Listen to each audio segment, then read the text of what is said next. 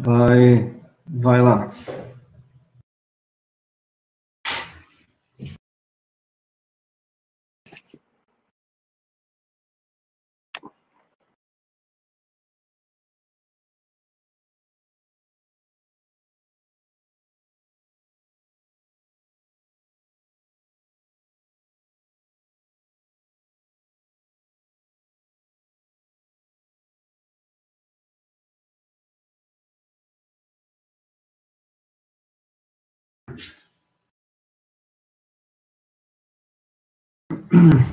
Bom dia a todos.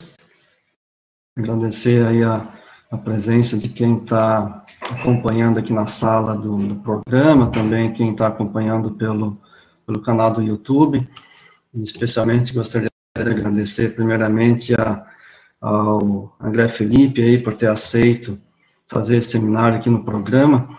O programa aí tem iniciado seminários faz 2 semanas e a ideia é justamente ampliar o leque de seminaristas, olhando áreas interdisciplinares, e em especial trazer egressos, e você é um caso, egressos que têm saído do nosso programa e que a gente enxerga aí sendo bem-sucedidos não só na academia, mas também fora da academia. Então, assim, só para introduzir, o André Felipe fez graduação, mestrado e doutorado aqui na UFSC, no programa Graduação em Física e mestrado e doutorado no programa de pós-graduação em Física, sob a orientação do professor Marcos Beng, na área de Teoria de Campos. Depois disso, né, André fez um pós-doc no Instituto de Física Teórica, na Unesp, em São Paulo, e a partir daí encontrou uma oportunidade no mercado financeiro. E queria te agradecer novamente, André, por falar aqui para a gente da tua trajetória e a ideia, assim, passar para os nossos estudantes também uma visão de oportunidades para um físico fora da carreira acadêmica. Então, te passo a palavra aí, fica à vontade. Obrigado novamente. Tá bom, Ivan, obrigado também. Eu agradeço o convite do professor Marcos, agradeço a pós, né, de Física, e agradeço também o pessoal que está nos ouvindo aí, né, e assistindo, o pessoal também, alunos, né, e professores aí da pós aí. Então, vamos lá. O que eu tenho para passar hoje, né, para vocês, seria basicamente não só a minha trajetória, né, eu vou falar rapidamente disso, como que eu vim parar, né, no mercado financeiro, depois de passar aí uns bons anos na academia, mas também algumas relações, né, que a gente pode encontrar entre física e o mercado financeiro, né.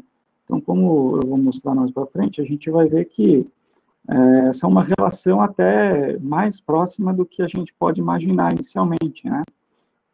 Então, antes de começar, eu atualmente estou em Curitiba, né, no Paraná, nesse escritório de investimentos, Intertrade Investimentos. Nós somos credenciados a XP, a XP Investimentos, né, a maior corretora aí do Brasil e da América Latina, e nós somos, então, um escritório de agentes autônomos credenciados a XP, né. Então, aqui é uma imagem do nosso escritório, aqui nossa sede em Curitiba, e o meu contato, né, nós temos aqui o endereço, o site, para quem quiser conhecer mais, e um telefone para contato também. Bom, como que eu vim parar aqui, né? Então, como o Ivan falou, eu fiz toda a minha carreira ali, meus estudos ali na UFSC, em Física, né, na pós, e depois, quando eu concluí meu doutorado, eu fui para São Paulo, né, fazer um pós-doc lá em São Paulo, no IFT. Então, passei 2 anos lá no pós-doc no IFT, trabalhando diretamente com pesquisa acadêmica, né.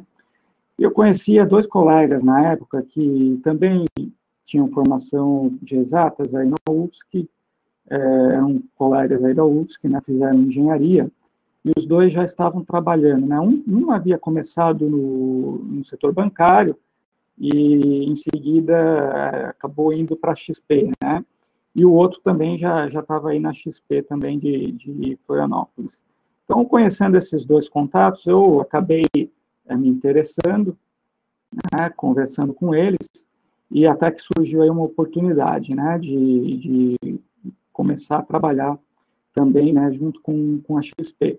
O trabalho que eu exerço atualmente, deixa eu até passar o slide aqui, é um trabalho aqui eu tenho algumas profissões que pode exercer no mercado, é um trabalho autônomo, né? Então, na verdade, esse trabalho, a gente precisa apenas tirar uma certificação, né, no mercado, essa certificação da Ancor, aqui, e aí, nós, a partir, né, dessa certificação, nós conseguimos ingressar no mercado de trabalho, ali no mercado financeiro, né, em várias corretoras, né, não só a XP. No meu caso, eu acabei indo para a XP, porque já conhecia esses dois contatos aí, né, da XP. Mas, claro, outras corretoras também é o mesmo procedimento, né.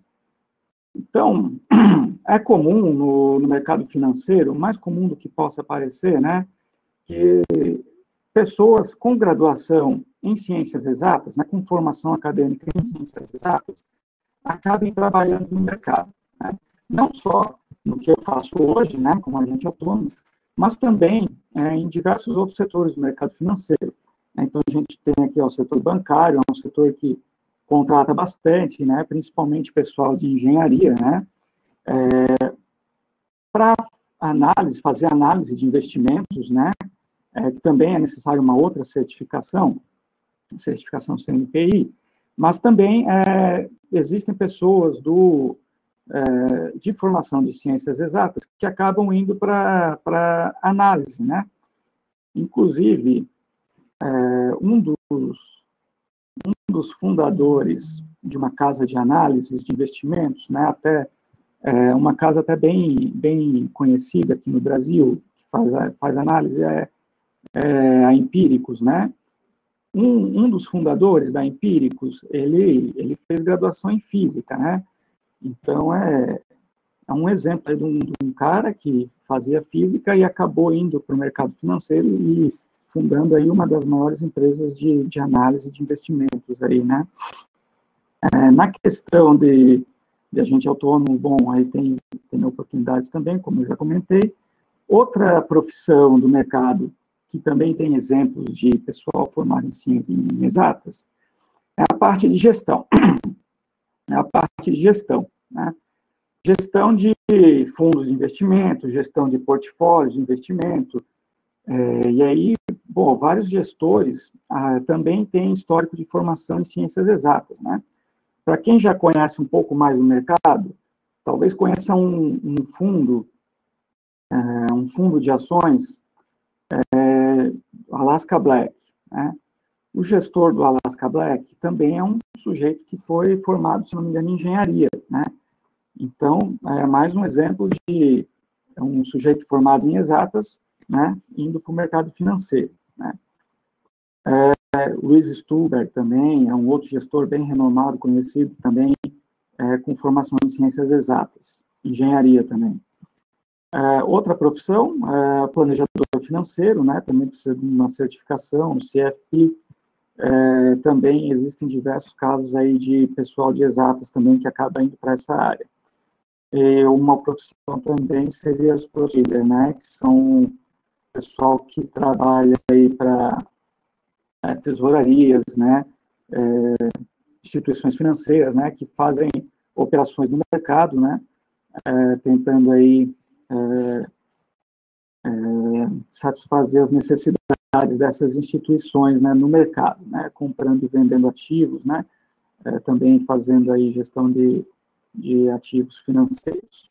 São só alguns exemplos, né, não é que o mercado está restrito a isso, mas existe muito mais coisa, mas alguns exemplos mais conhecidos e que nós temos aí diversos exemplos de pessoas com formação em exatas, né, físicos, engenheiros, matemáticos, que acabam vindo parar nessas profissões aqui.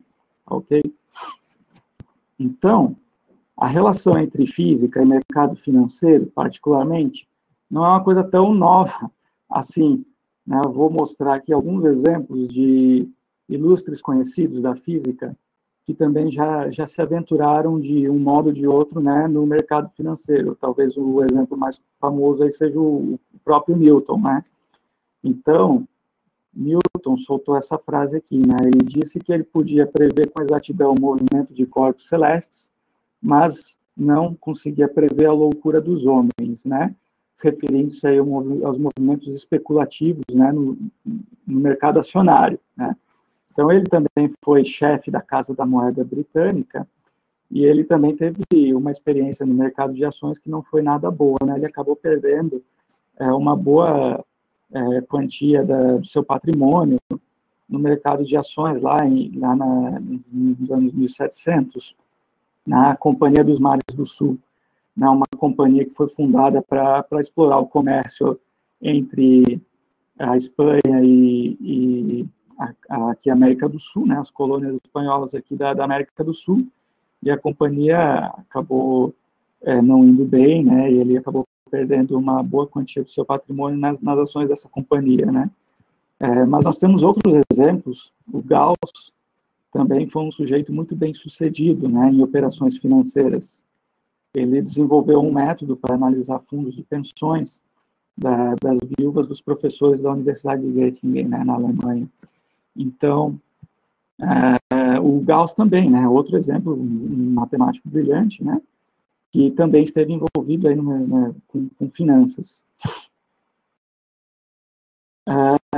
Bachelier, ele defendeu uma tese de doutorado, né, sobre especulação financeira, em 1900. Então, ele usava, na verdade, um método bem conhecido hoje, né, do passeio aleatório, random walk, para fazer análise dos títulos do governo francês, né? Então, essa teoria ficou esquecida por vários anos até ser resgatada aqui na década de 60. Né? Então, outro exemplo. E existem diversos exemplos também em outras áreas, né, de pessoas, matemáticos e engenheiros também com muito sucesso no mercado. Então, uma outra conexão, né, entre física e o mercado financeiro é que o mercado financeiro ele é formado por milhões de pessoas, né, milhões de agentes e investidores, especuladores, arbitragistas e hedgers também, que atuam no mercado, né, e torna o mercado um sistema altamente dinâmico e complexo, né? E sistema dinâmico e complexo é como música, né, para os ouvidos dos físicos, né? Porque você pode fazer aí diversas modelagens de sistemas dinâmicos e sistemas complexos, né, sistemas caóticos, né? Então, principalmente quem trabalha com mecânica estatística, física estatística de modo geral, faz isso o tempo todo, né? Existem diversos métodos de modelagem de sistemas dinâmicos e sistemas caóticos, né? Sistemas estocásticos, enfim. Então, a conexão, digamos assim, mais acadêmica que a gente pode fazer entre física e o mercado financeiro seria através dessa conexão de modelagem de sistemas, né? Sistemas do mercado financeiro, né, que a gente consegue modelar por métodos que a gente conhece bem na física, né? Métodos estocásticos, métodos de modelagem dinâmica e caótica também, né? Com sistemas complexos. Então, antes de entrar diretamente nesse assunto, eu vou passar rapidamente os principais ativos que fazem parte do mercado financeiro, né? Basicamente, nós podemos ter acesso a esses ativos financeiros, né, que estão listados aqui. Ações, acho que deve ser do conhecimento de uma parcela bastante grande das pessoas, que ações são os instrumentos financeiros mais comuns, né, mais conhecidos aí do mercado financeiro, ações de empresas, né? Mas existem outros instrumentos também, como títulos públicos, né, outros ativos financeiros, títulos públicos, né, títulos privados, que são dívidas de empresas privadas, né, que são negociadas no mercado, commodities, né, ouro, petróleo, minério, enfim, existem diversas commodities, né, milho, soja, commodities agrícolas também, né, e os chamados derivativos, né. Derivativo é uma classe de ativo financeiro que ganhou uma repercussão maior aí principalmente na segunda metade do século passado e vem crescendo desde então, né. Então, hoje em dia, o mercado de derivativos ele chega a ser superior até mesmo que os outros mercados, né, os mercados de ações e de títulos, né. Então, dentro desse mercado aqui, o mercado de derivativos, surgiram diversas oportunidades de modelagem, tá? Inclusive, os trabalhos acadêmicos de física voltados para o mercado financeiro, né, na área de econofísica, né, mistura de economia com física, normalmente são trabalhos que fazem modelagem de precificação desses instrumentos aqui, derivativos, né. Então, eu vou focar a apresentação basicamente nesse tipo de instrumento. Vou mostrar para vocês o principal tipo de derivativo que a gente consegue negociar na bolsa, que são as opções, né, e como que é feita a modelagem, né, da precificação desses derivativos, né, dessas opções, né.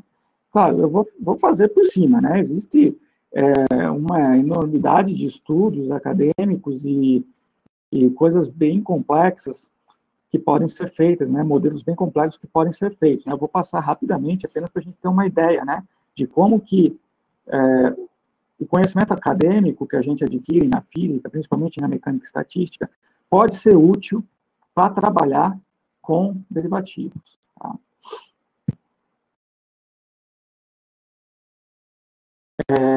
Um ativo financeiro, uma ação, um título, ele é negociado no mercado, né, e o preço dele vai ser estabelecido ali via lei de oferta e demanda, né? Você tem uma oferta, você tem uma demanda por esse ativo, e o preço desse ativo vai variar conforme essas leis aí de oferta e de demanda, né?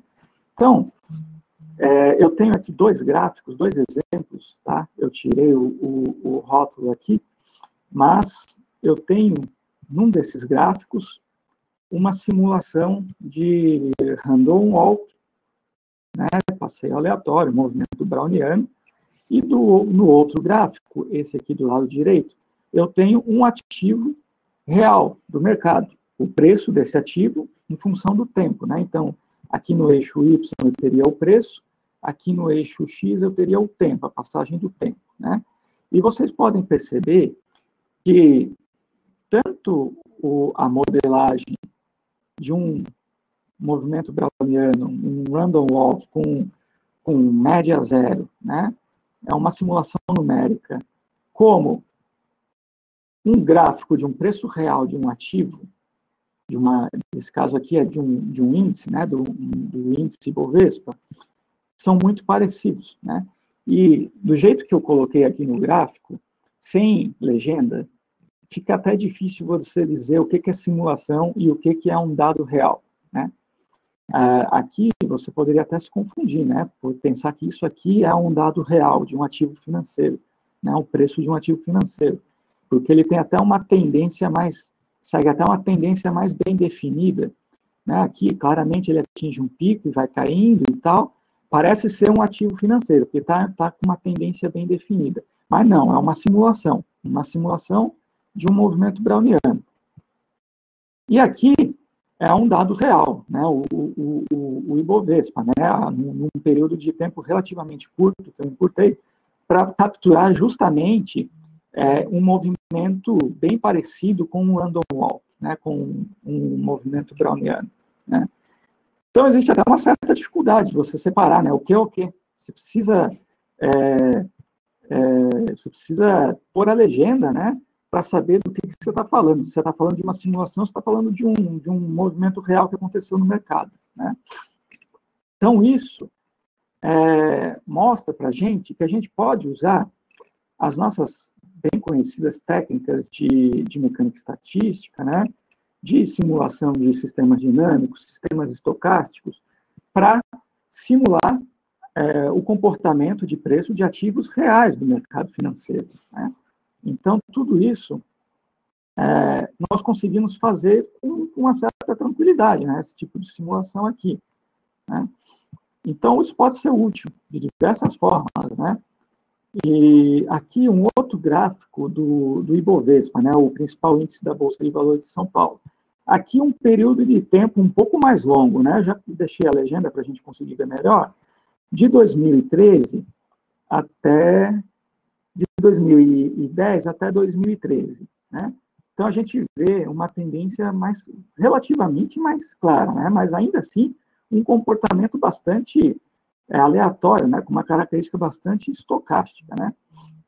Mas, aparentemente, você percebe que ele tem uma tendência, né, a um leve declínio aqui, né? Quando você pega um período de tempo mais longo, né, que nem neste gráfico aqui, é o mesmo índice Bovespa, né, você pega aqui de 1996 até 2019, 2020, na verdade, até o período atual, na verdade. Esse gráfico eu peguei essa semana, então está bem atual. Você vê que a tendência ela é bem clara, né? Uma clara tendência de alta ao longo aí né, quando você considera décadas, né? Claro que existem movimentos de queda, mas, de modo geral, né, se você tem paciência de esperar vários e vários anos, você percebe que esse é um movimento claramente ascendente, né? E com características aleatórias e estocásticas em períodos curtos de tempo, né? Mas com uma tendência bem definida no longo prazo. Aqui você vê que isso aqui não está em escala, né? A escala, na verdade, não é linear, né? Não é que não esteja em escala, a escala que não é linear.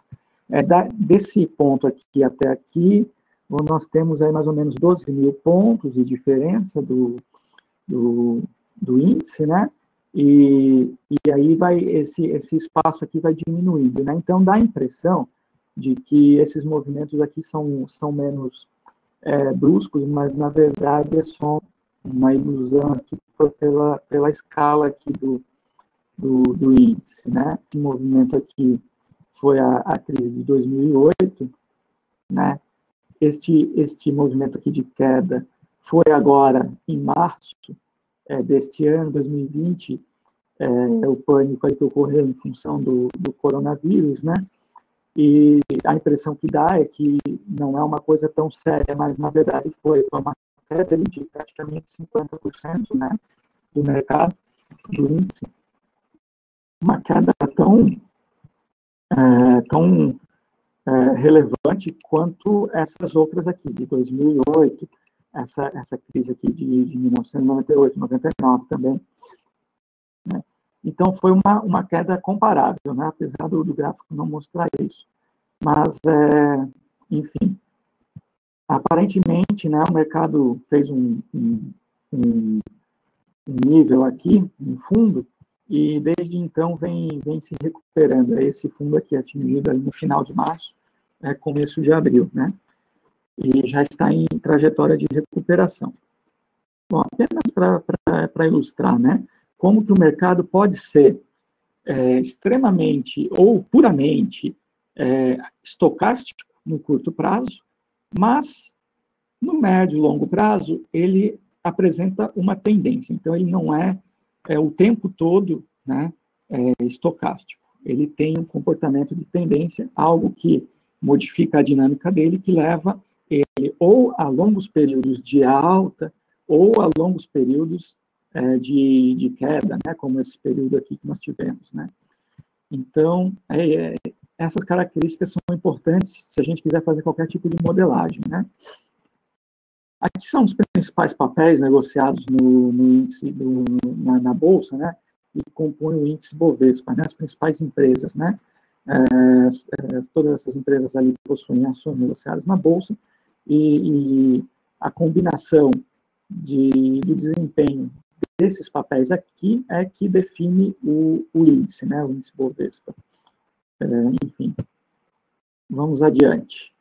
E aí, então, eu gostaria de passar para a parte realmente interessante dessa da apresentação, que seria como que a gente usa, então, o conhecimento que a gente tem de física, de mecânica estatística, para aplicar no mercado financeiro, né? Porque, como nós vimos, algumas ações, né, alguns índices de ações apresentam movimentos estocásticos, né? Dinâmicos estocásticos, no curto prazo. Então, tá.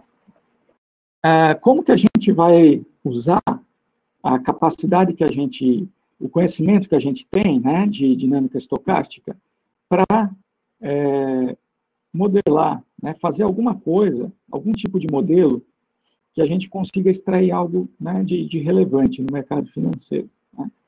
E uma dos ativos que é possível fazer isso são as opções, chamadas opções, né? Então, a opção é um instrumento derivativo, tá?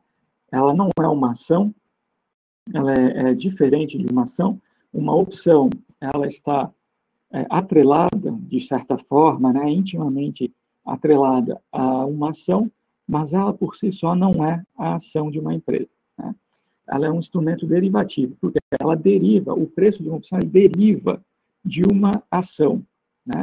Então, você tem, por exemplo, ações de Petrobras e você tem opções de Petrobras. E o preço de Petrobras é diretamente do preço da ação da Petrobras, tá?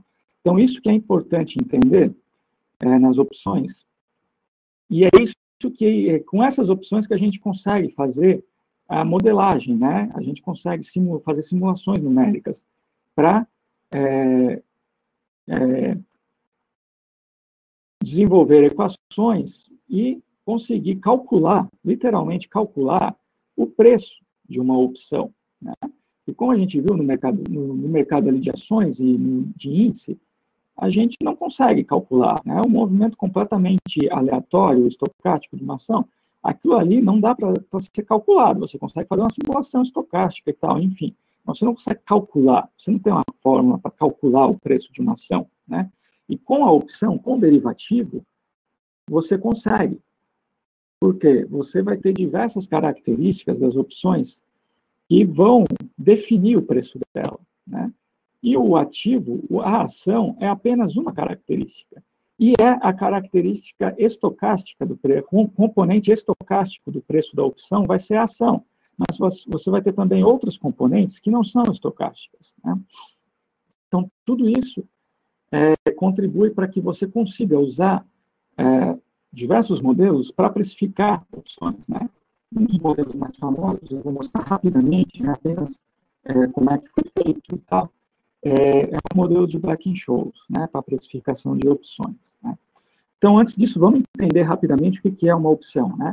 Diferentemente de uma ação, que é um instrumento relativamente fácil de entender, uma opção, ela confere ao titular da opção, o sujeito que comprou a opção, um direito, tá? Mas não uma obrigação de comprar ou vender um determinado ativo. Vamos colocar de exemplo uma ação, tá? Ou pode ser um título também, por um valor fixo e determinado, tá? Então, eu elimino com isso o caráter estocástico do meu preço de ação, tá? Por quê? Porque eu estou fixando, através do meu instrumento derivativo, eu estou fixando o preço que eu vou querer negociar a ação, tá? Então, eu elimino com isso o caráter estocástico. Enquanto o vendedor da opção, né, no mercado, sempre que existe um comprador, existe um vendedor, que é a contraparte, né, do negócio. Então, o vendedor que subscreveu a opção, ele é obrigado a honrar o compromisso, a concluir a transação, tá? Então, existem dois tipos de opções. Aqui ficou embaixo o slide, não sei, eu não estou conseguindo enxergar aqui o outro tipo de opção, mas a princípio eu tinha colocado aqui, o slide está desconfigurado. Mas existem dois tipos de opções. As chamadas opções de compra, call, que dão direito ao titular da opção o direito de comprar uma ação por um determinado preço pré-fixado, tá? Até uma determinada data. Tá? Então, existe um prazo de expiração da opção, né, que ela é válida somente até essa data. Né? Então, ela não vale indefinidamente. Né? Existe um tempo para esse direito aqui, né, deixar de existir. E existe um segundo tipo de opção, que são as chamadas opções de venda, né, que são as chamadas puts. A put, ela dá o direito do comprador dela de vender uma determinada ação por um preço pré-fixado, tá? Até uma determinada data. Tá? Então, com essas opções, com esses instrumentos derivativos, vocês percebem que eu consigo fixar o preço de negociação das ações. Tá? Então, eu elimino com isso o caráter estocástico da negociação que eu estou fazendo com ações. Tá? Vamos para frente. Então, um exemplo, né? Uma opção de compra de Petrobras, por exemplo, uma opção aqui, essa opção aqui é Petro H23.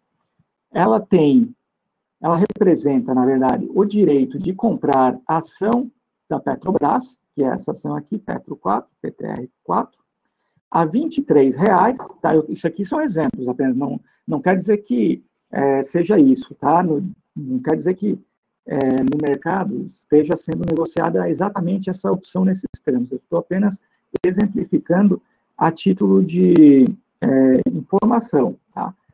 E caráter educacional apenas. Essa opção representa o direito de comprar uma ação de Petrobras a R$ 23,00, então preço fixo nos R$ 23,00, até a data de exercício da opção, digamos aqui 17 de agosto de 2020. Que é o próximo vencimento de opções, tá? Uma outra opção, uma opção de venda de vale, vale T60, né? Aqui, o H representa o mês de agosto, o T também representa o mês de agosto para a opção de venda, né? E o H representa o mês de agosto para a opção de compra. Essas letras aqui me dão o vencimento, né? Cada mês tem a sua letra. Vencimento para agosto, e 60 é o preço que eu quero pagar ou receber na negociação da ação. Tá? Então, essa opção, ela representa o direito de vender uma ação da Vale por R$ 60,00 até a data do exercício, tá? Em 17 de agosto. Tá? Depois dessa data, não existe mais esse direito. Tá? Esse direito não vale, só vale até essa data aqui. Tá? Então, o vendedor, né, das opções recebe um valor denominado prêmio por ter vendido. Né? O cara vendeu a opção, consequentemente, ele vai receber um dinheiro por ter vendido. Tá? O comprador vai pagar, tá, para comprar a opção. Tá? Então, o vendedor que está recebendo o dinheiro, ele adquire uma obrigação. O vendedor da opção, ele adquire necessariamente uma obrigação. Seja essa obrigação comprar a ação, no caso dele ter vendido uma ação de venda, ou vender uma ação, caso ele tenha vendido uma opção de compra. Tá? Então, o vendedor sempre vai ter uma obrigação. Tá? O comprador, não. O comprador está comprando um direito, mas não uma obrigação. Esse direito vai poder ser útil ou não para o comprador, tá? Mas ele está numa posição muito mais confortável em termos de obrigação que o vendedor da opção. O vendedor está assumindo necessariamente uma obrigação. Né? Se acontecer de dar exercício a alguma dessas opções aqui, o cara que está vendido é obrigado a honrar com o que ele acordou, né, no momento da venda das opções. Então, essas opções, como eu falei, elas são também negociadas no mercado, né? E elas eliminam, de certa forma, o caráter estocástico do preço da ação, né? Elas fixam o preço da ação, de negociação da ação, então eu sei que eu vou negociar a ação por aquele preço ali que foi fixado na opção. Tá? Então, as principais características envolvidas na precificação de opções, né? Claro que a opção, por sua vez, também tem um preço, né? E o preço das opções vai ser definido basicamente por essas características aqui. O preço do ativo subjacente, né, geralmente ações, né, então, se você está querendo saber qual é o preço de uma opção de Petrobras, é óbvio que o preço da ação de Petrobras vai impactar no preço da opção. Tá? Então, nós chamamos o preço da ação aqui de S. Tá? O preço de exercício da opção, que é o preço fixado, né? Então, no caso aqui, o preço de exercício desses exemplos aqui, Petrobras, R$ 23,00 e Vale, R$ 60,00, tá? Esse é o preço de exercício, tá? Que eu vou designar pela letra K. Tá? A data de expiração da opção, né? Quanto mais tempo eu tiver para exercer o meu direito, né? Maior vai ser o preço da minha opção. Por quê? Porque maior é a probabilidade dessa opção vir a dar exercício, né? Do preço da ação ser favorável, né? Para eu exercer aquela opção. Então, quanto maior o tempo de expiração da opção, maior o preço também da opção. Outro fator que impacta bastante o preço de uma opção é a volatilidade do mercado, né? E, em especial, a volatilidade da ação, né? Então, uma ação que apresenta um comportamento de preço bastante volátil, ela vai ter uma opção, né? E vai ter um impacto de preço na opção diferente de uma ação que apresenta uma volatilidade baixa. Tá? Um outro componente do preço das opções é a taxa de juros livre de risco, né? E aqui no Brasil seria basicamente a taxa Selic, né? A taxa que os investidores conseguem, a taxa de juros que você consegue ali fazer uma aplicação praticamente livre de risco, e o preço da opção vai ser sempre uma combinação do valor intrínseco da opção mais um valor extrínseco, né? O valor intrínseco é quanto que a opção vale de fato, né? Se eu tenho uma opção que me dá o direito de comprar a ação da Petrobras, por exemplo, por R$ 21,00, e eu vejo que a ação da Petrobras está custando agora R$ 22,00, né? Então, se eu posso comprar a ação da Petrobras por 21 através dessa opção, essa opção possui um valor intrínseco de R$1. Ou seja, eu compro a 21, algo que vale 22. Né? Então, ela possui um valor intrínseco de R$1. Mas ela vai ter um valor extrínseco também, que é, basicamente, um valor probabilístico, em termos de probabilidade, né? Que vai capturar todos esses componentes aqui: volatilidade do mercado, data de expiração da opção, né, e variação do preço do ativo objeto, da própria ação da Petrobras. Tá? Então, esse é o componente principal do preço de opção, né, valor intrínseco com valor extrínseco. Se eu tenho uma opção que me dá o direito de comprar a Petrobras a R$ 21,00 lá em dezembro deste ano, digamos, né? E a ação hoje está 22, poxa, até dezembro, a ação pode valer, sei lá, 23, 24, como pode vir a valer também menos, né? Pode vir a valer 20, 19, então ela pode variar. Toda essa probabilidade está capturada aqui no valor extrínseco da opção. Tá? Então, as principais vantagens e benefícios de você negociar com opções ao invés de ações a opção gera previsibilidade, né, maior, né, claro, nada no mercado é 100% previsível, né, mas ela dá previsibilidade na negociação de ações, né, você consegue saber por qual preço você vai negociar a ação, né, então se você vai querer negociar uma ação de Petrobras a 21, 22, 23, enfim, você consegue fazer tudo isso, né, através das opções. Então, tem um pouco mais de previsibilidade. Tá? Elas servem também para proteção de investimentos, para fazer hedge, né? E aí o jeito mais comum, mais clássico, é o exemplo de você comprar opções de venda, né? Que aí você tem o direito, digamos que você tem ações de Petrobras, e você está com medo delas caírem, né? Então você compra uma opção que te dá o direito de vender as suas ações caso elas caiam, né? Então você paga ali um valor para comprar aquelas opções, mas caso o mercado venha a cair, você consegue vender as suas ações por um preço fixo, né? Que você define ali na data, no momento da compra da opção, né? Então, se você quiser ter a garantia de vender as ações de Petrobras por, digamos, R$21, você vai lá, compra uma opção de venda nos R$21, né?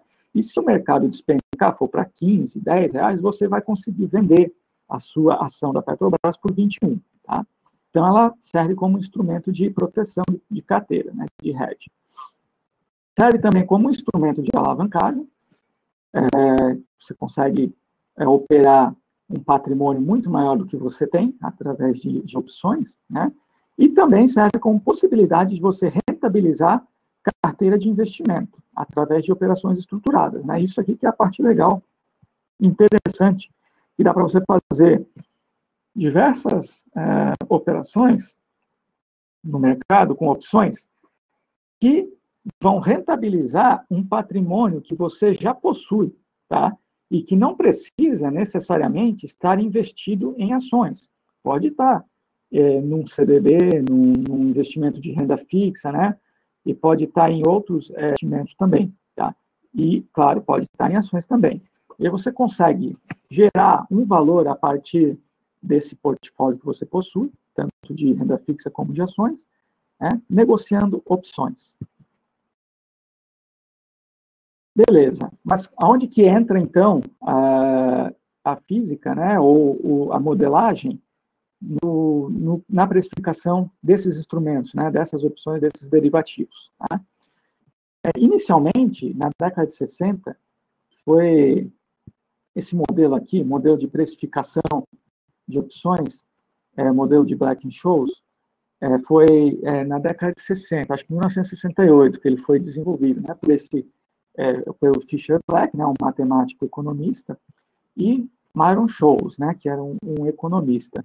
Então, eles desenvolveram esse modelo para calcular o preço de opções no mercado, em analogia com um problema de difusão em física. Tá? Então, um problema de difusão, né, sei lá, uma difusão de calor, enfim, um problema bem conhecido em física, né, que você trata com equações diferenciais. E eles fizeram isso para calcular o preço de uma opção, né? Em seguida, né, alguns anos depois, o Robert Merton, que é um cara do MIT, fez uma adaptação desse modelo, né, refinou o modelo, e em 1997, ele e o Scholes receberam o prêmio Nobel de Economia, né, pelo modelo que então ficou conhecido como modelo de Black-Scholes, né? O Black não recebeu porque ele já havia falecido aqui, né, em 97. Mas o modelo acabou ficando como modelo de Black-Scholes Merton, né? Alguns chamam Black-Scholes, alguns chamam de Black-Scholes Merton. Tanto que o preço da minha opção muda quando o preço da ação, né, qual ela está vinculada, muda também, né? Será que se a ação subir ou descer 10 centavos, quanto que isso vai impactar na minha opção? É isso que essa derivada aqui está mostrando, né? O delta está querendo dizer, né? Uma outra derivada, o gama, que é, na verdade, a taxa de variação do delta, né? Uma derivada segunda do preço da opção com relação à ação. Então, também é uma derivada primeira desse delta com relação ao preço da ação, né? Então, é uma medida de aceleração, né? Uma derivada segunda na física ali, né, na cinemática, é a aceleração. Então, isso aqui mostra o quanto que o preço da opção está acelerando ou desacelerando com o movimento que a ação está fazendo, né? É uma componente super importante também. Outra componente é o Vega, que vai medir a volatilidade do preço dessa opção, né? Você pode ver aqui a taxa de variação do preço da opção com relação à volatilidade, né, o derivado médio. Outro componente é o beta, que é a taxa de variação do preço da opção com relação ao tempo, ou seja, nós vimos que uma opção ela tem um prazo de validade, ela expira, né? Então, a passagem do tempo, a passagem dos dias, das semanas, impacta no preço de uma opção, né? Então, isso aí é importante também, super importante na hora de montar operações estruturadas, né? Saber como que essa opção responde com a passagem do tempo. E uma outra grega é o ρ, que é a taxa de variação do preço da opção com relação à variação da taxa de juros, né, básica da economia. No caso aqui no Brasil, seria com a variação da Selic, né? Quanto mais alta for a taxa Selic, mais alto tende a ser, né, o custo de você fazer, né, comprar uma opção, né? Quanto mais baixa a taxa Selic, mais barato também fica as opções, né? E essa variação da taxa de juros também impacta no preço das opções. Então, o modelo de Black-Scholes, né, quando você coloca num gráfico para ver as soluções do modelo, você coloca aqui, por exemplo, aqui nesse eixo aqui está o preço da opção, né? Nesse outro eixo aqui está a passagem do tempo, né, o tempo, até a data de expiração. E aqui, nesse outro eixo, está o valor do preço da ação. Então, você vê que à medida que o preço da ação vai variando, e à medida que o preço aliás, à medida que o tempo, né, para a expiração vai variando também, o preço da opção vai se mexendo, né? E aí o modelo dá uma curva muito bonita aqui, né? Você vai ter diversos preços de opções, né, dependendo do preço da ação e dependendo do tempo que falta para ela expirar. Enfim, isso aqui é uma solução da equação de Black-Scholes, né? Beleza. Tem um modelo, né? Sei como academicamente fazer, né? Calcular o preço de uma opção, mas o mercado é feito de prática, né? No mercado financeiro, você quer saber como que você faz na prática, né? Para usar essas opções, né? Para rentabilizar a sua carteira ou para proteger, né, a sua carteira. E aí, você vai ter diversas alternativas, né? Diversas operações que você pode fazer com opções para proteger, para rentabilizar ou para especular, né? Enfim, o objetivo, cada investidor tem um objetivo diferente, né? Então, você pode fazer operações de proteção com put, você pode fazer operações de rentabilidade de renda fixa com put, você pode fazer operações estruturadas com venda coberta, venda de opções. Várias operações que, se vocês procurarem depois, são bem comuns aí no mercado, né? São usadas justamente para rentabilizar carteiras, enfim. A mais comum de proteção, né, não é a única, tá? E aqui o que eu vou falar é apenas a nível informativo e educacional, tá? Não é nenhum tipo de recomendação, tá? Vocês não entendam como recomendação, não estou fazendo uma recomendação de investimento e nem fazendo análise, tá, de investimento. Eu estou apenas mostrando como é que funciona a operação, tá? Para fins educativos. A proteção de carteira com put, você compra uma opção, você compra uma put, né, que é uma opção de venda, e pronto. Você comprou aquela opção, você vai ter o direito de vender a ação por preço que você estabeleceu ali, né, na compra da opção. Então, é só isso. Não tem outro segredo. Você compra e você está seguro, né? É como se fosse um seguro, realmente, né? A proteção mais comum, é a proteção mais comum. Agora, você vai gastar um dinheiro, né? Você vai gastar ali na compra da opção, você vai gastar um dinheiro para fazer essa compra. Então, você vai estar protegido, mas ao mesmo tempo você vai estar queimando caixa ali, né? Queimando um certo dinheiro para ter essa proteção.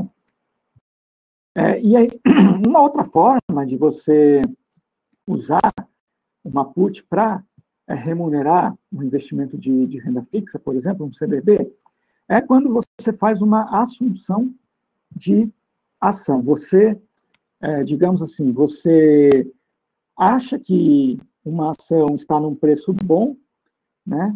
Pode ser, como exemplo aqui, uma Petrobras. Eu acho que, a título de exemplo, né? Eu acho que Petrobras a R$22, eu acho que é um preço legal para comprar. Eu compraria Petrobras a R$22, por exemplo, né? Então, você pode fazer isso, você pode esperar a ação chegar no 22 e comprar, ou você pode vender uma put, né, uma opção de venda, porque ao vender uma opção de venda, está se comprometendo a comprar aquela ação pelo preço, né, digamos R$22. Né? Aqui, quando você compra a put, você está comprando o direito de vender a ação por R$22. A sua contraparte que comprou, que vendeu a opção para você, ela vai ser obrigada a comprar a sua ação por R$22. Então, aqui você está na outra ponta. Você está assumindo a compra da ação por 22, se ela cair abaixo desse valor, né? E você está recebendo o dinheiro da venda das opções para assumir esse risco, para assumir a compra da ação no R$22. Tá? Então, você tem lá, digamos que você tem na renda fixa, no CDB, você tem lá R$2.200.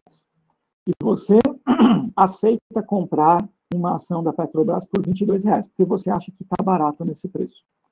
Você pode muito bem vender uma opção de venda, uma put. Você vai receber, aqui esse exemplo aqui eu fiz com cotações de ontem, tá? Mas, de novo, não é nenhuma recomendação, é só exemplo ilustrativo, tá? Ontem a ação da Petro estava R$ 22,72. E a opção para assumir a ação no strike aqui, R$21, estava valendo 54 centavos. Tá?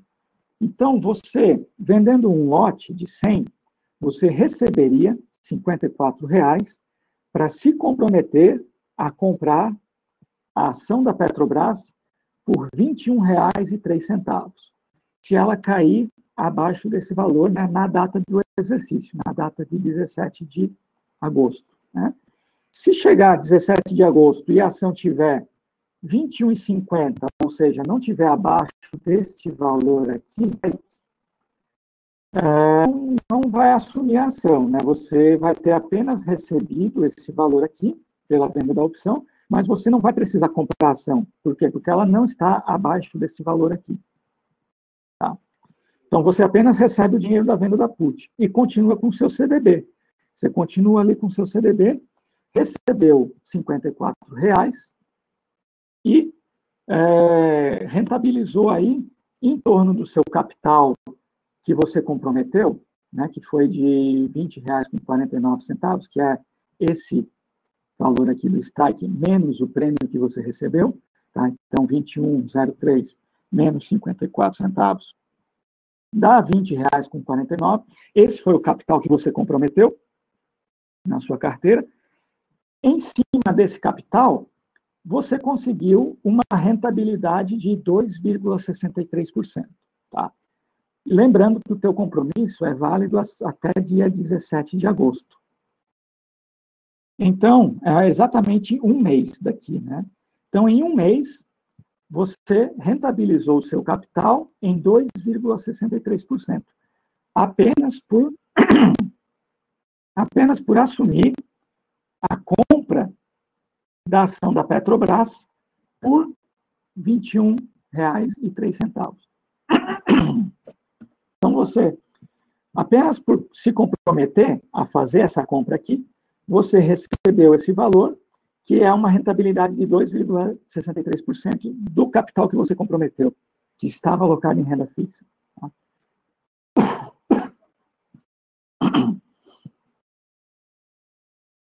Então, essa é uma forma de rentabilizar a sua carteira de renda fixa. Claro que você corre um risco. Você corre o risco de ter que comprar a ação por esse preço e a ação está, por exemplo, R$20, R$19. Você vai ter que comprar por esse preço aqui, 21, Então, você está correndo risco na operação, mas você está ganhando, né, a possibilidade de uma boa rentabilidade. E você pode fazer essa operação com trava também, né, que é para limitar a sua perda, né? Que aí, no caso, você vender uma opção e comprar outra no strike mais baixo, você está travando a sua perda, você está limitando a perda que você pode ter, e, consequentemente, também você vai reduzir essa taxa de rentabilidade que você vai ter. Tá? Enfim. Outra operação que você pode fazer com opções é essa chamada venda coberta ou financiamento, né? Que é a compra de uma ação e a venda de uma opção de venda, né? Uma call. Né? Então, por exemplo, digamos que você é um investidor de ações, você tem lá Petrobras em carteira. Tá? De novo, exemplo ilustrativo, não é recomendação de investimento. Tá? Você tem lá a Petrobras, você comprou ela a R$ 22,72, que é o preço que ela estava ontem, e você vende uma opção,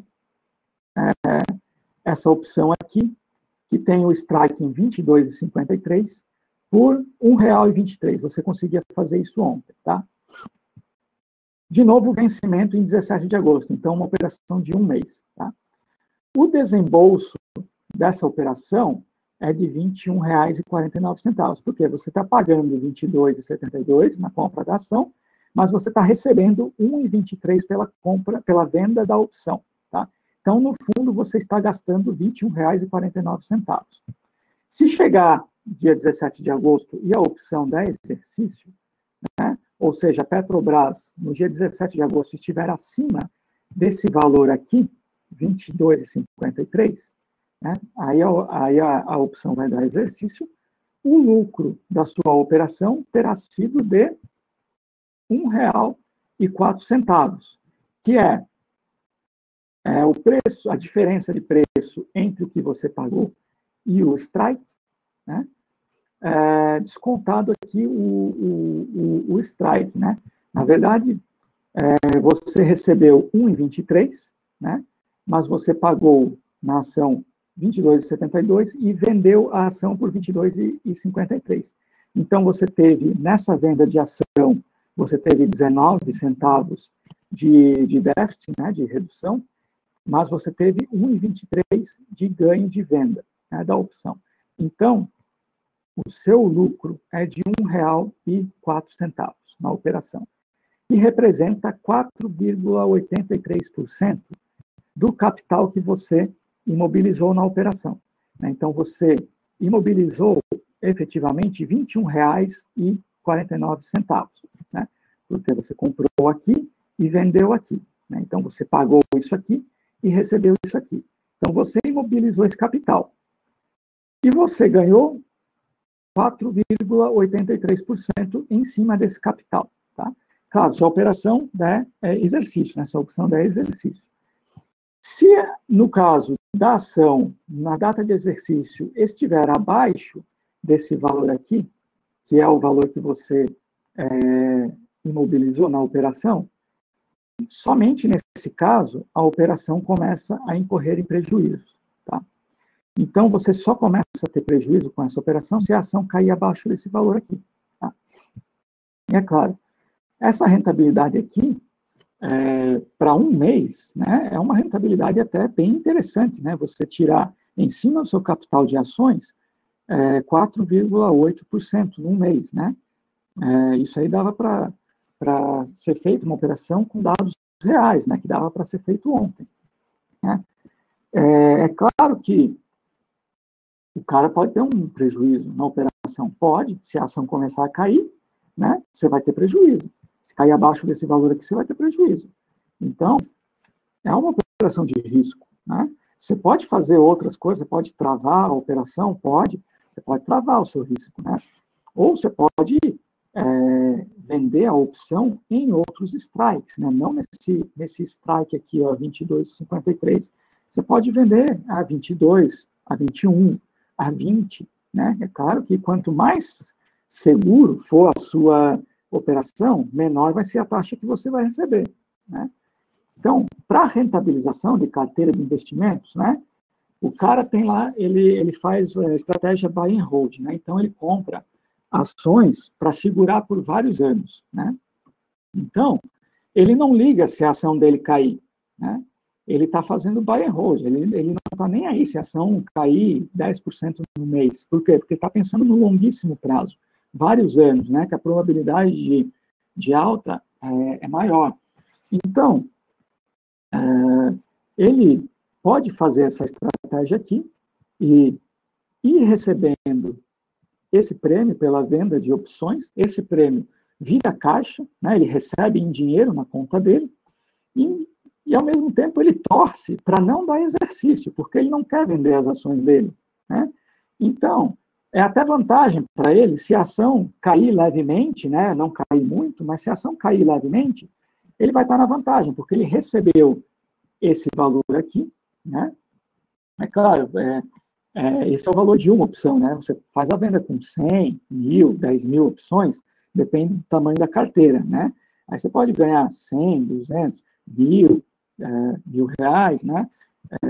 Enfim, o valor absoluto em reais depende da carteira, né? Então, o cara até faz a operação e torce para que não dê exercício, porque daí ele embolsa 100% desse prêmio. Com esse dinheiro, ele pode sacar, usar o dinheiro, ou ele pode reinvestir para comprar mais, né, ações. Enfim, pode fazer o que ele quiser. E aí o patrimônio vai crescendo, né? Então, ele ganha um capital, ele ganha um fluxo de caixa positivo apenas por fazer a operação com opções, né? E é por isso que essas opções e derivativos, de modo geral, se tornaram um mercado gigantesco no mundo, né? Não só com opções, mas com derivativos de todas as espécies, né? De derivativos agrícolas, derivativos de moedas, né?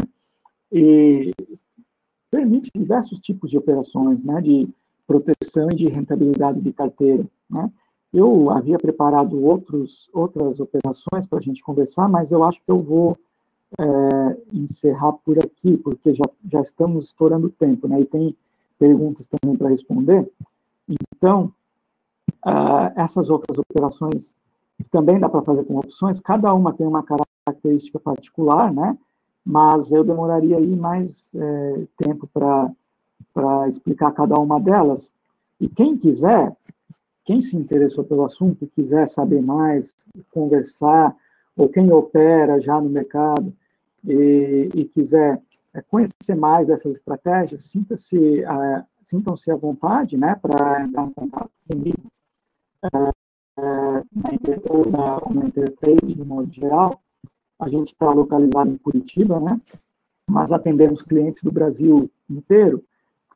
Meu e-mail é esse aqui, né, o nosso site é esse aqui, o telefone, vocês podem entrar em contato também, e a gente vai estar à disposição, né? Eu, particularmente, quem quiser entrar em contato comigo, também pode me procurar no Facebook, André Felipe Garcia, Instagram também, eu não lembro o meu Instagram, mas vocês podem me procurar lá. E só para encerrar, então, uma provocação aí, né? Nós temos assistido nos últimos anos um crescimento de investidores na Bolsa, né? No Brasil. Atingimos aí recentemente a marca de 1 milhão de investidores na Bolsa e agora, mais recentemente, 2 milhões praticamente, né, de CPFs na Bolsa, quase isso. Então, é uma marca bastante relevante, bastante importante para o mercado financeiro brasileiro, mas, se nós pegarmos os números de outros países, vamos pegar os Estados Unidos, claro que os Estados Unidos é um outro patamar, né? Eles são muito mais conectados com o mercado de ações do que qualquer outro país, é uma questão até cultural lá, mas 52% dos americanos têm algum tipo de investimento em bolsa, né? E no Brasil, com a chegada de 2 milhões de CPFs na nossa bolsa, nós chegamos a 1%, né, da nossa população em bolsa. Então, existe um caminho muito grande ainda a ser percorrido. É claro que essa realidade aqui, 52%, não necessariamente tem que ser a realidade do Brasil, né? Mas 1% ainda é muito pouco, né? Então, tem muito espaço para crescer, existe muita oportunidade, né? Não só para investidores, mas também o mercado vai crescer de modo geral, vai precisar de profissionais também, né, para acompanhar esse crescimento. E se chegar, digamos, a 10 milhões um dia, né, quem sabe nos próximos anos, né, você vai ter um crescimento aqui de 400%, né, de 2 milhões para 10 milhões, você vai ter um crescimento de 400% no mercado financeiro brasileiro, né, na indústria do mercado financeiro. Então, isso aí é um cantesco, enfim, um absurdo nós pensarmos que uma população de 210 milhões de habitantes não vai ter algum dia 10 milhões, né, em bolsa, né? É o patamar, mais ou menos, uma média de países emergentes, né, como Chile, África do Sul, outros países aí, mais ou menos nesses patamares, né? Nós aqui estamos ainda muito defasados. Então, ainda tem bastante oportunidade, bastante crescimento, e tenho certeza que quem quiser, né, quem precisar de mais informação, pode entrar em contato, que a gente vai estar à disposição para ajudar. Né? Então, era isso, Ivan. Se quiser colocar as perguntas. Isso. Não, putz, André, agradeço aí a tua apresentação, muito interessante, tá? Que, né, a gente fica muito afastado, por exemplo, do mercado financeiro, não fazia ideia dessas aplicações de equações diferenciais estocásticas no mercado financeiro, como você bem apresentou aqui, como isso é aplicado, né? Então, mas, bom, muito interessante. Eu vou então, né, o Antônio colocou aqui as perguntas, vou passar a fazer as perguntas aqui, pode ser? Tem várias perguntas, o pessoal encaminhou tanto lá no YouTube.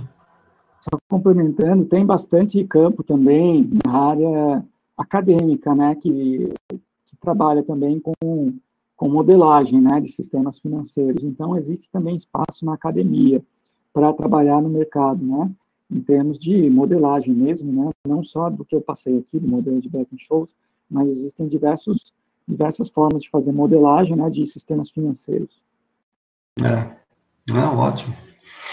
Bom, tem o Emílio aqui, Menezes, ele pergunta qual que é o período de tempo mais adequado para uma previsão, por exemplo, do Ibovespa, e talvez associado a essa pergunta, se você pega retornos anuais, diários ou mensais. Acho que a previsão é difícil de fazer, né? Porque o mercado, ele faz o que ele bem entende, né? Então, não adianta a gente fazer previsões, e eu nem posso, né? Por causa da regulamentação da minha profissão, eu não posso fazer análise, né? De projeções, né? Também não posso dar uma projeção, não posso fazer esse tipo de coisa, porque estaria em conflito com a minha atividade, né, de assessor de investimentos. Agora, o que eu posso dizer é o seguinte, o mercado, antes de cair, né, antes de dar esse problema do coronavírus, ele estava lá em 120 mil pontos, né, o Ibovespa estava em 120 mil pontos. Então, ele caiu para 60, caiu para 61 mil. Então, uma queda aí praticamente de 50%, e desde então vem recuperando, né? É claro que é difícil você dizer, não, vai recuperar tudo, ou vai recuperar e depois vai cair, né? Não tem como fazer esse tipo de previsão, né? Existe o quê? Existe a parte de análise, né? Que são os analistas, que são o pessoal que realmente faz projeção, não só para o índice Bovespa, mas faz projeção de preço de ação, de preço de moeda, de preço de commodity. E aí sim, né, a parte de análise pode chegar numa conclusão, fazer os estudos e chegar a uma conclusão. Os analistas de tal casa de análise, ou da própria XP, que tem a casa de análise, projeta 100 e poucos mil pontos, né? Exemplo apenas, né? Não estou falando de uma análise em específica, mas ele pode fazer uma projeção, né? E aí os bancos também fazem, né? Bancos, Itaú, Bradesco, Santander, eles também fazem as projeções deles, né? E divulgam, né? Então, tudo isso é bem fácil de você encontrar, né? Essas projeções. Eles divulgam para os clientes, para o mercado. Então, a tendência de recuperação, o que nós estamos vendo é uma tendência de recuperação. Se vai recuperar lá até os 120 mil, que é onde estava antes da crise, só o futuro mesmo, né, cara? Como a gente viu, o mercado, no curto prazo, ele é estocástico, né? Que tipo de previsão você faz num negócio estocástico, né? É difícil. Perfeito. Aqui tem umas perguntas que falam da fórmula do Black-Scholes, então vou emendar umas duas perguntas aqui. Assim, uma delas assim, o Ismael aqui, né, comenta que ela tem limitações. Aí o Emílio Menezes daí também perguntou por que ela não deu certo, né, no início da pandemia, por que ela falhou. E aí o Ismael também pergunta se, por exemplo, há então vagas para físico no mercado financeiro que busca melhorar esse modelo. Uhum. O modelo de Black-Scholes, ele tem, como todo modelo, ele não captura 100% da realidade, né? Ele tem premissas, ele tem condições de contorno, né? Porque é uma equação diferencial estocástica. Para você resolver e chegar numa solução, você precisa ter equações de contorno, não necessariamente essas condições de contorno conduzir com a realidade, né, do mundo, né? Nem na física, às vezes, é assim, né? Diversos modelos da física, eles têm premissas que são válidas se o sistema físico tiver em determinadas configurações, né? Se o sistema tiver em outra configuração, aquilo ali não vale para, né? Nem na física ele é válido, né? Então, no Black-Scholes é a mesma coisa. Uma das premissas do modelo de Black-Scholes original, esse que falhou, não falhou só agora, ele falha diversas vezes, em diversas ocasiões, é que ele considera a volatilidade do mercado como um parâmetro constante, né? Então, aquele sigma, ele entra no modelo como uma constante, né? Agora, a volatilidade do mercado não é constante, né? Ela varia também. Existem períodos que o mercado está estressado, existem períodos que o mercado está indiferente, não sobe nem desce, existem períodos que o mercado está eufórico, né? Que sobe sem parar. E tudo isso captura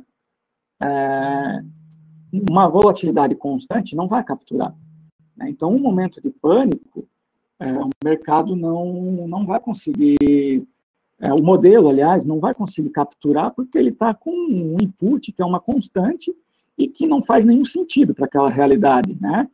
Agora, existem outros modelos de Black-Scholes que já consideram a realidade variável. E aí existe um outro modelo para fazer uma volatilidade variável e tal. O modelo vai assumindo, né, cada vez configurações mais complexas, né? Mas, mesmo assim, ele falha, né, em períodos de estresse, e principalmente de estresse, né? O modelo não é para esse tipo de coisa, né? E com relação a outra pergunta, se há vagas no mercado para refinar os modelos, eu desconheço se há vagas para fazer modelagem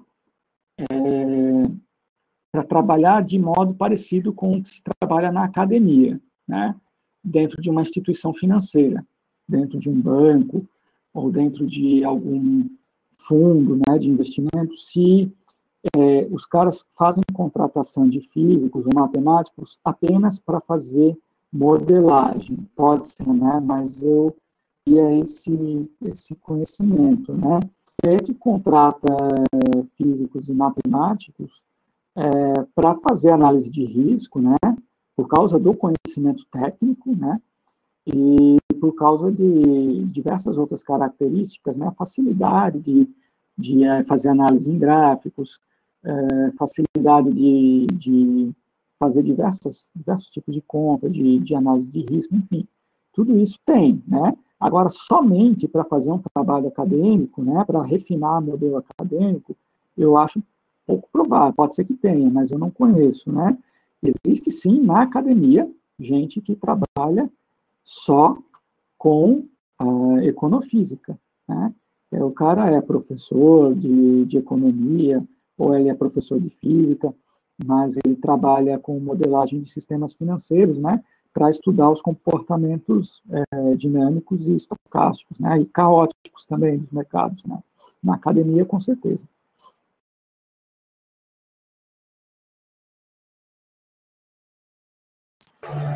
Não, perfeito. Não, daí talvez assim, a outra pergunta que está relacionada aqui é quando você falou da volatilidade que o modelo não prevê, o que a pergunta que era se o volume de negócios entra na equação, acho que justamente o volume de negócios contribui para essa volatilidade, né? Com certeza, com certeza. O volume aumenta bastante, o volume de negócios aumenta bastante, em momentos de estresse, né? E em momentos de euforia também do mercado. O volume é, inclusive, um dos indicadores usados por vários analistas, né? Para identificar, né? Quando o mercado vai passar por um estresse ou vai entrar em um movimento eufórico. E com certeza um dado de volume seria interessante para capturar melhor, né, uma volatilidade variável, né, um volume entraria, assim, num sigma que varia ali de acordo com outros fatores também. Tá. Aí tem uma pergunta aqui que é relacionada que você estava falando com o mercado financeiro, o Renato Souza, que pergunta se, como físico, apenas formado em física e graduação encontra espaço ou ter uma pós-graduação seria essencial? Não, só com a graduação já seria suficiente, já, né? Não seria necessário fazer uma pós para entrar no mercado, né? Eu acho que isso aí vai depender muito da instituição, né? Tem instituição que por regra da própria instituição, contrata mais pessoas que têm pós, né? Mas não necessariamente uma pós em física, mas é uma exigência, né? Principalmente instituição bancária, né? Que gosta de contratar pessoal que já tem alguma pós-graduação, em qualquer área, daí, né? Não só em física. Mas, com certeza, para atuar no mercado, principalmente para começar, eu acho que só a graduação já é o suficiente. Já. Ok, perfeito. Então, tem possibilidade no mercado. O Alessandro Amorim aqui fez uma pergunta, eu acho que ele fez essa pergunta quando você estava apresentando uns dados de se prever uma compra ou venda. Pergunta ele aqui, assim, se virar pó ou zerar, isso será executado ou honrado? Eu O acho que que você faz? o que ele quis dizer é que a opção, né, quando chega o prazo de validade dela e ela está fora do dinheiro, né, quando digamos assim, o que significa isso, né? Você comprou uma opção de Petrobras, você comprou o direito de comprar a Petrobras por R$ 23, digamos, né? A ação da Petrobras por 23. E aí chegou a data de vencimento da opção e a Petrobras está a 22, né? É claro que essa opção, ela te dá o direito de comprar 23, você não vai querer fazer isso, você não vai querer pagar R$ 23 na ação da Petrobras se no mercado está 22, você vai querer pagar 22, mais barato, né? Então, essa opção, ela perde completamente o valor dela na data de vencimento, né? E no jargão do mercado ela vira pó, né? Porque ela perde o valor dela, ela vale zero, né? Então, nesse caso, ela não vai ser exercida, né? O vendedor da opção não vai ser executado, não vai ser exercido e não vai ser, na verdade, não vai ser feito o negócio. Né? Ninguém vai querer pagar 23 por algo que vale 22, né? Então, o negócio simplesmente não acontece. Quem comprou a opção amarga o prejuízo por ter comprado a opção, pago, né, o valor da opção. Quem vendeu a opção fica com o dinheiro da venda, né, e não vai ter nenhuma obrigação. Acho que foi isso que ele quis dizer. Aí, bom, aí com isso, acho que você também já respondeu a pergunta do Celso Doria, que está perguntando, né, por que que alguém teria que comprar uma opção quando o valor dela é menor do que o valor negociado na compra. E daí ele também pergunta que qual o tipo de commodity que será valorizada durante e após a pandemia.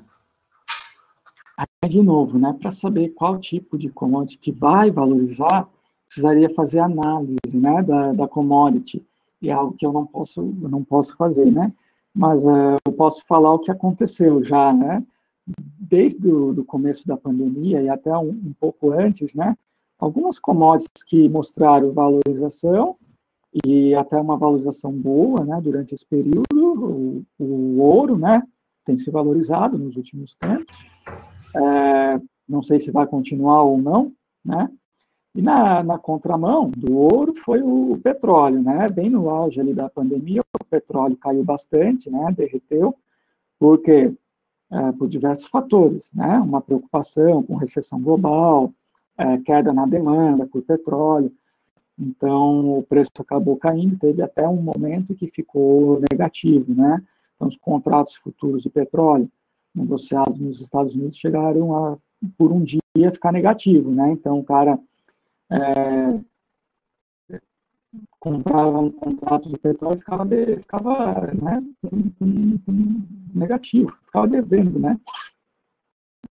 Enfim, ele, na verdade, é o contrário, ele recebia, o cara comprava um contrato de petróleo e recebia, em vez de pagar, ele recebia, né? E o cara vendia um contrato de petróleo, ele tinha que pagar ao invés de receber, né? Que é uma lógica completamente inversa, né? Do normal do mercado. Então, mas, claro, já o petróleo já voltou para os patamares de $40, né? Já saiu do terreno negativo já há algum tempo. Então, mas assim, para prever o futuro, eu teria que ser analista, né? Algo que eu realmente não posso fazer aqui. Não, perfeito, cara. Aí tem uma pergunta do Luiz Henrique aqui, ainda só a respeito de cargos para físicos. Ele pergunta assim, se existe um cargo mais específico no mercado, no qual os conhecimentos de um físico seriam mais bem aprofundados. Olha, o conhecimento do físico para o mercado, ele é, de modo geral, o mesmo conhecimento que teria um matemático e um engenheiro. Ele é um conhecimento técnico, né? Tem algumas vantagens com relação à percepção, né, do mercado, que também é uma coisa mais intuitiva, né? Quem está no mercado ali acompanhando o dia a dia pode ter certas intuições a respeito do que o mercado vai fazer, se vai subir, se vai cair, ou se vai ter algum ponto de inflexão, né, que está subindo e passa a cair, enfim. Sim, pode ter algumas vantagens, né, mas isso não é não é tanto assim um diferencial para as instituições que contratam, né. O diferencial está na formação técnica, no conhecimento de matemática, né. Então, o físico, o matemático e o engenheiro, no mercado financeiro, eles meio que se equivalem, né. E o que pode ter de diferença do físico em relação às outras seria uma coisa mais pessoal, uma percepção mais pessoal, né?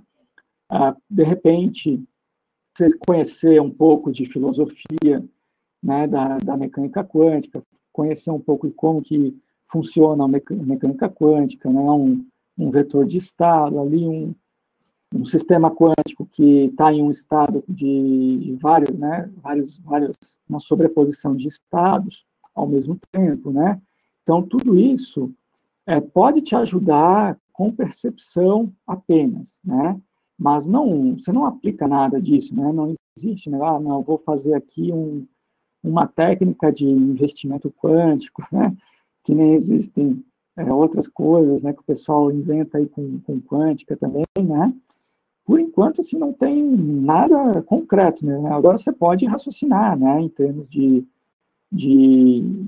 intuição, né? Pode te ajudar um pouco a filosofia, a parte filosófica da mecânica quântica pode te ajudar, mas você como pessoa, né? Isso te ajudaria até você como investidor, né, no mercado, poderia te ajudar, mas não é um diferencial para as instituições que estão contratando, né? Engenheiro, matemático e físico é praticamente, né, a mesma formação para eles. Ok. Bom, tem uma pergunta que é meio relacionada aqui, que o professor Duzione colocou aí, que é a questão do processamento computacional nesses modelos, né? Se para modelos mais avançados, o que se tem hoje é suficiente, ou se, por exemplo, o uso de computação quântica vai ser uma necessidade para dar conta de processar esses modelos. Eu acho que, por enquanto, os modelos são bem processados, né? O que acontece? Eu não estou tão ligado assim, né, com a parte de modelagem, né? A parte de modelagem, realmente eu acho que fica mais para a academia, né? E para o pessoal, para os cientistas, né, que acabam trabalhando mesmo com modelagem, né? Até o que eu tenho conhecimento, os estudos que eu vi, artigos e teses também de mestrado, de doutorado, que fizeram modelagem, né, não tiveram nenhum problema com a parte computacional, né? São equações diferenciais, né, como qualquer outro sistema físico dinâmico, e eu acho que, por enquanto, os computadores atuais têm conseguido dar respostas, né, para os modelos. Não sei o que mais pode surgir, não sei como é que está o negócio também lá nos Estados Unidos, né, que há um mercado forte para esse tipo de coisa, né, precisaria estar mais inteirado de como que as coisas andam lá com o pessoal que faz modelagem lá nos Estados Unidos para saber, né, o que tem sido o top, né, na questão das modelagens de sistemas financeiros, né. Uhum. Não, está respondido. Aí o Antônio pergunta aqui se há incidência de corretagem ou impostos na operação com opções.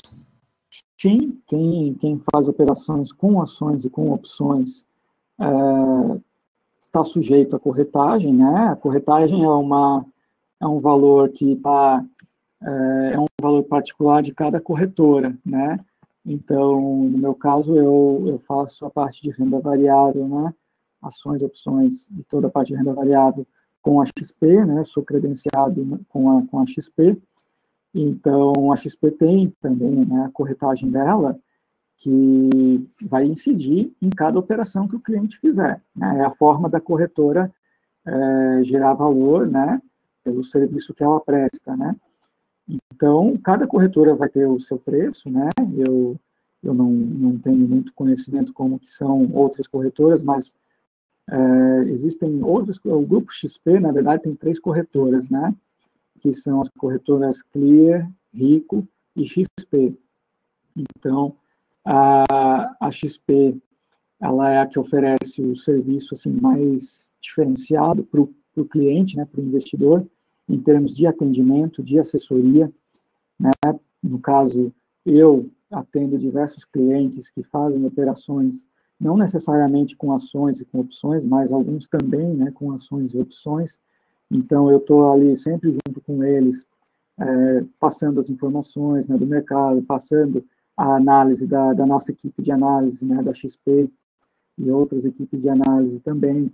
Se o cliente quer fazer uma operação com opções ou com ações, mas ele não sabe como, eu vou lá, mostro para ele como é que faz, né? Então, a XP oferece isso, né? Então, a corretagem é a forma da corretora trazer, né, uma parte do lucro para fazer, né, uma receita, para poder custear todo o serviço que ela oferece, né? Outras corretoras, até do próprio Grupo XP, a Rico tem também uma corretagem, e a Clear, que é uma outra corretora do Grupo XP, ela não tem corretagem, né? Ela é corretagem zero, tanto para ações quanto para opções. Então, o cara que faz o investimento, ele vai estar ali operando, vai pagar só os emolumentos da Bolsa, imposto de renda e taxa de registro da Bolsa, né? Mas não vai pagar nada para a corretora.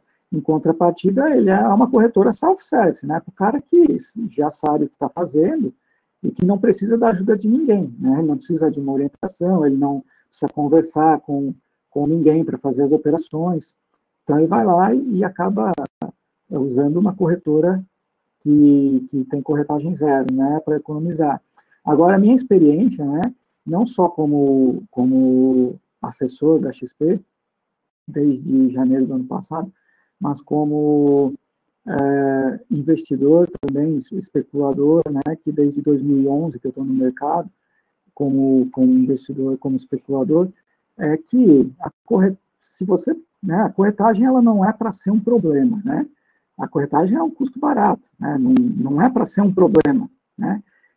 Se o cara está tendo, se acha que ele está tendo problema, se ele está tendo resultados ruins na bolsa por causa da corretagem, ele precisa rever os conceitos, né?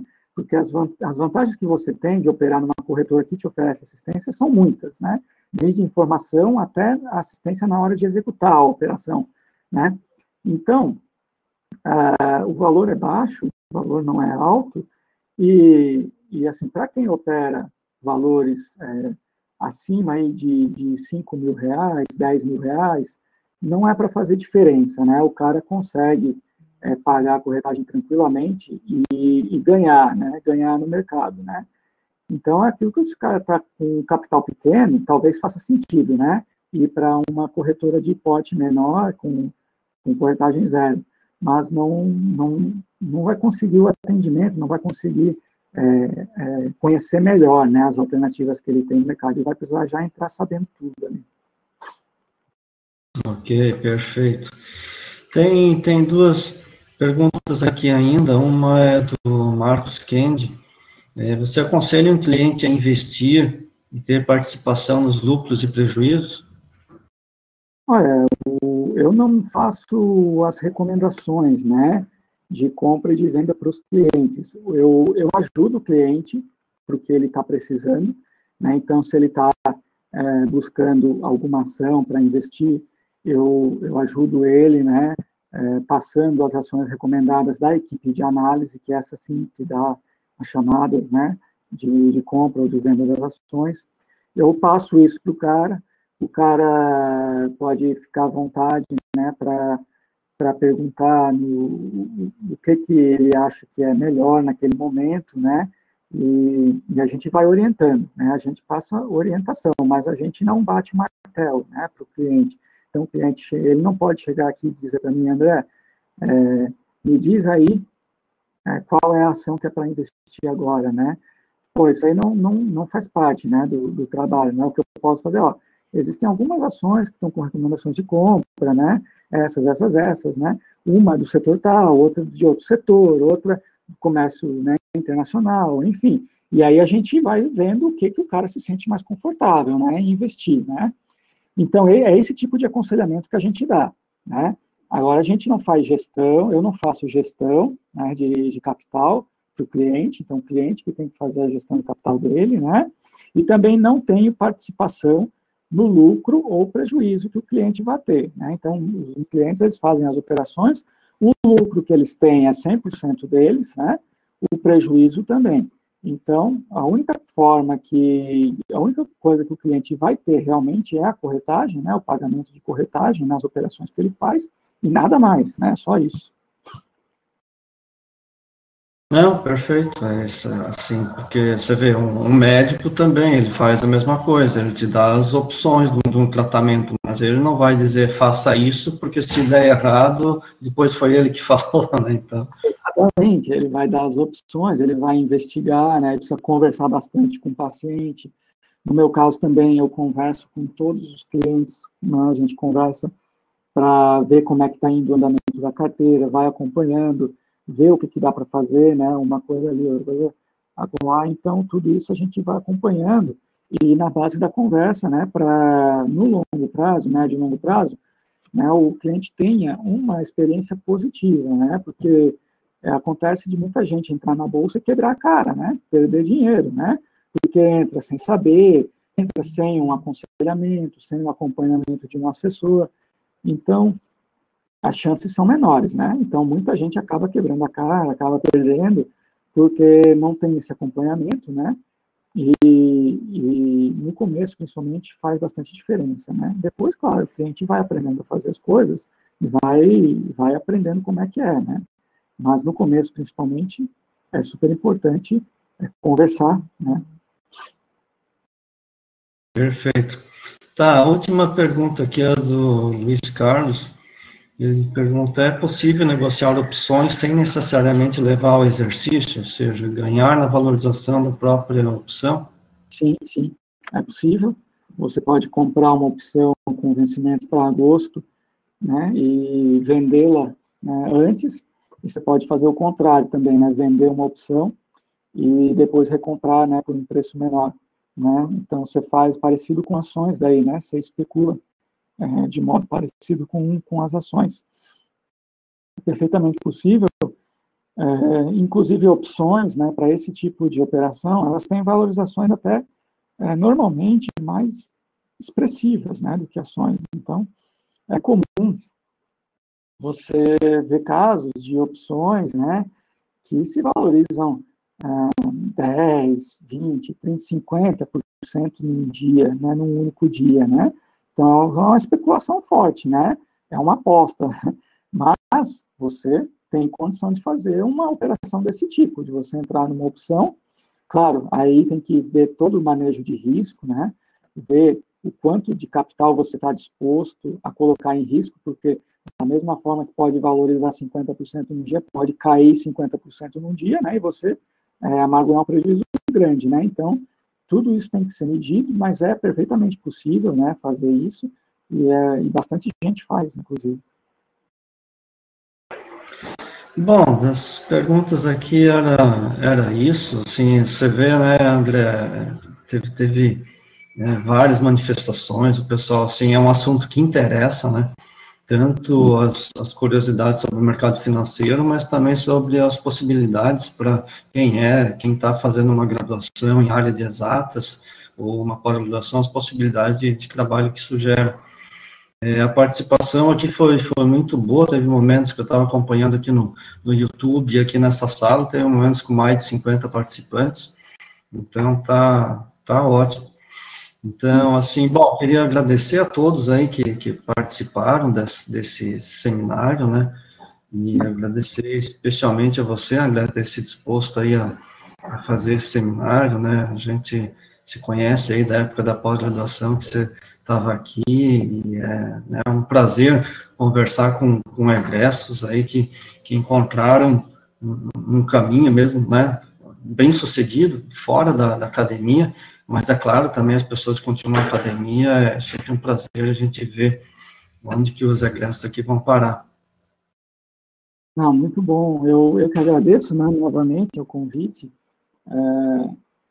É sempre bom, né, realmente, para quem está aí na academia, né, saber o que acontece também, né, fora da academia, né, e tem bastante coisa, né, que a gente, às vezes, não se dá conta, né, dentro da academia, de como que é feito lá fora, né, e como que o conhecimento que a gente, né, adquire aí, tanto na graduação como na pós, né, pode ser útil também para outras áreas, né, porque nós temos uma formação muito completa aí, né, em termos de formação técnica, né, de matemática, de raciocínio, de resolução de problemas, de modelagem.